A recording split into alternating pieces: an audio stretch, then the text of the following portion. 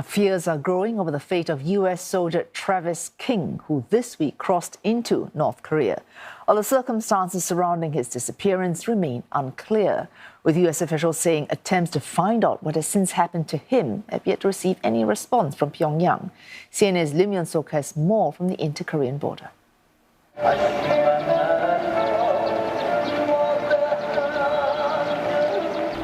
Tours to the DMZ, frequently described as the most heavily guarded border in the world, is a popular item on the itineraries of foreign tourists in South Korea.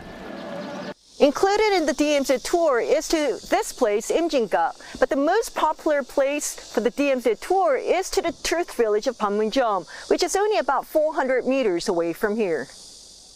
And it was during a tour of Panmunjom, also known as the Joint Security Area or JSA, U.S. soldier Travis King spotted a window to cross into North Korea. Retired U.S. Army Lieutenant Colonel Steve Tharp used to work in the JSA area. He said it could have been when the young soldier, along with other visitors, toured the T2 building, a temporary structure built 70 years ago and used for meetings with the North Koreans up until 1991.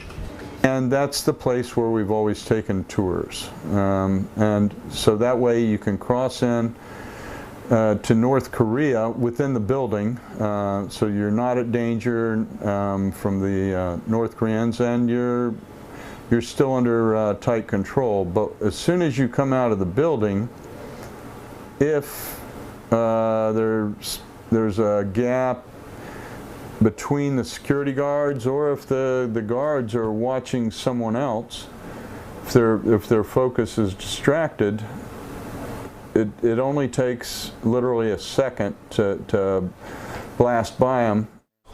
Typically, Panmunjom is where soldiers from both sides would stare at each other down on a daily basis. But since the pandemic, visitors say the North Koreans have not been seen outside. But it's likely they are inside the building on the northern side of the border. Protect ourselves. For now, no one knows why Private King did what he did. Before his headline-making disappearance into the north, he was supposed to board a flight back to the U.S. and face further disciplinary action from the U.S. Army for misconduct in South Korea. According to retired Army officer Tharp, the soldier's prospect would not have been good upon his return to the U.S.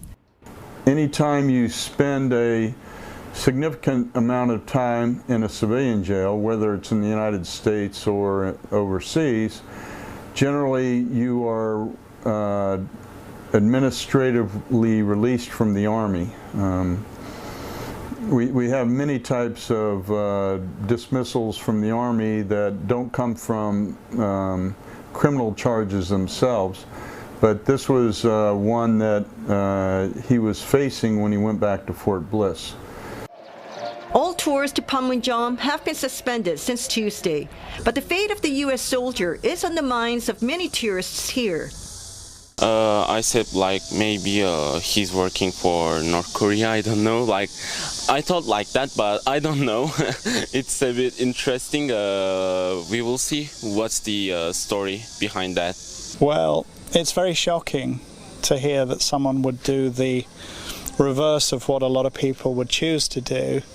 We can only imagine that he was in trouble and now he's in even more trouble, and one can only imagine that he will never be able to leave North Korea. So he's made a one-way trip. The U.S. has said they have been going through UN channels to reach out to Pyongyang with the goal of bringing the soldier back to his soil. Lim Yun-sok, CNA, along the border at Imjinga.